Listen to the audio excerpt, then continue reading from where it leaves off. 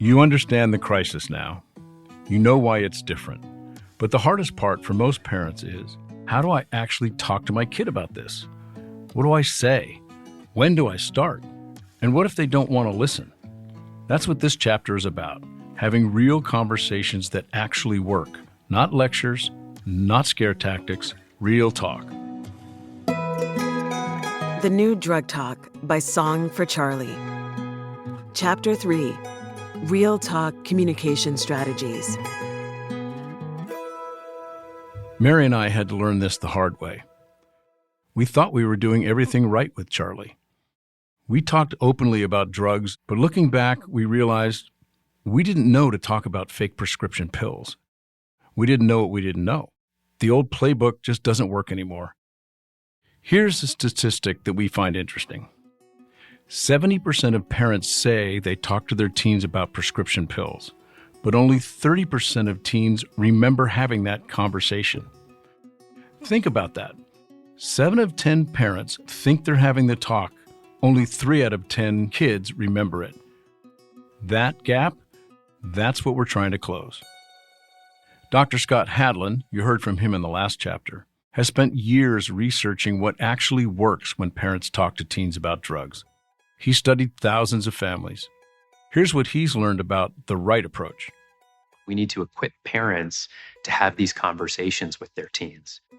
We need to help parents understand that the best way to approach their teen is from a place of curiosity and understanding and creating a safe space so that if a young person has been using substances, they feel like they can approach their parent about it, or that if they've got a friend who's struggling, they feel like they can let their parent know that. Let's break that down. Curiosity means you're asking, not accusing. Understanding means you're listening, not lecturing.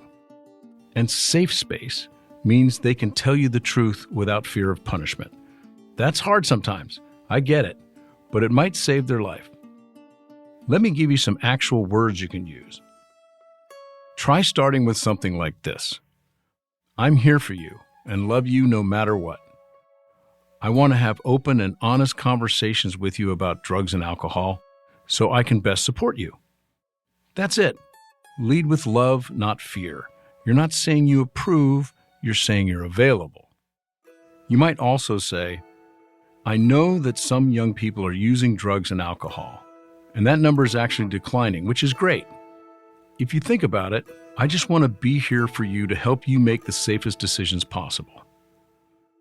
Now notice, you're not accusing. You're not saying it's okay. You're just opening a door. You're giving them permission to tell the truth. Look for natural moments. Don't sit the kids down at the kitchen table for a formal drug talk. That rarely works. Instead, talk during drives, walks, or while doing an activity together. Casual works better than formal. You might say, things seem a little different lately to me. Do you want to talk about what's going on? Or, I've noticed you seem stressed. What's feeling hard right now? You're starting conversations, plural, not having the conversation. This is ongoing, not one and done. Starting conversations is one thing, but what about when things get hard? When they push back? When they say, Mom, I know, and walk away? Or worse, when you discover something you didn't want to find out? Let's talk about those moments. Rana Hashemi is a harm reduction advocate who started using substances as a teenager. She recovered and now teaches adults how to talk to teens about drugs in ways that actually works. She knows what she wishes the adults in her life had said to her. Here's Rana. I was 15 years old, and I was curious about substances, but I didn't learn about it through any formal sources. And so I set about my own experimentation without any guidance and without any recommendations for staying safe. I think that in order for us to effectively deliver messages about drugs, adults need education too. I think the power of these conversations is they open up doors for help seeking. That when we have conversations about drugs that are non-judgmental, that are honest, that provide multiple pathways for staying safe, not just abstinence, then we invite the kids in who need help.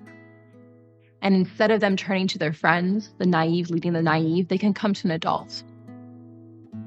Now, some parents might hear, quote, multiple pathways for staying safe, unquote, and worry. Does that mean I'm giving them permission to use drugs? No, it doesn't.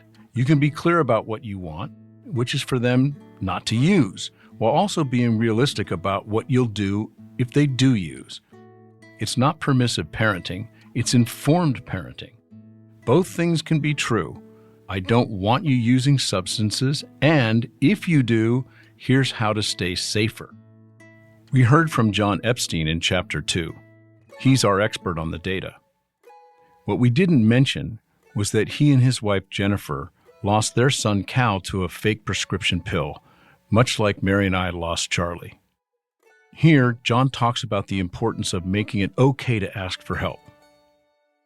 I think encouraging help-seeking behavior is really important, whether that's someone at school or someone at home. It's okay to ask for help. Here's a pro tip. Use the fact that this crisis is new to learn about it together. Start a family conversation where the information flows both ways. Ask your young people, what are they hearing? What are their friends are talking about? Tell them you're concerned and a little bit scared about what you're hearing, and promise to keep each other informed and learn together so that you can worry less and they can keep themselves and their friends safe. So let's talk about what to do when your kid does open up, because how you respond in that moment matters more than anything. Here's the key. Really listen. Don't interrupt. Try not to jump to solutions. Don't lecture. Validate their feelings even if you disagree with their choices. You might say, I know that's not true, but I'm sure it feels that way.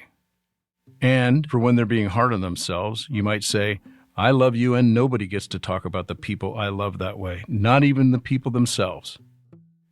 Gina Chavez lost her daughter Jules to a fake prescription pill. Jules was only 16. Gina thought she was doing everything right, having conversations, staying involved, but it still happened. I want you to hear what Gina says about this because it's important for every parent to understand. Even when you do everything right, this crisis is so dangerous that we all have to stay vigilant. They're so impressionable. We do live in a social media world, and this encounter, this horrific life event with my daughter taught me just how prevalent and easily accessible things like this can become through social media. I thought I was checking all my bases by having a conversation with my children, teenagers.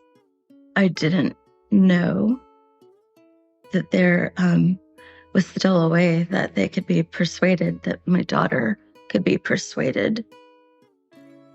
Gina's words haunt me because Mary and I feel the same way. We had conversations with Charlie. We were involved parents, but we didn't know about fake prescription pills. We didn't know about buying drugs on social media.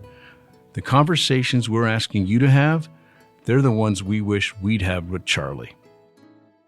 So, what's the message we want kids to hear? It's simple. Simple, straightforward, memorable. No random pills.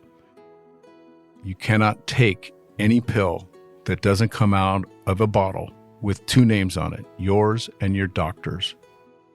These things are non-negotiable. No random pills. Look, these conversations are hard. There's no perfect script. You might stumble. They might shut down. You might say the wrong thing. That's okay. The point is you're trying.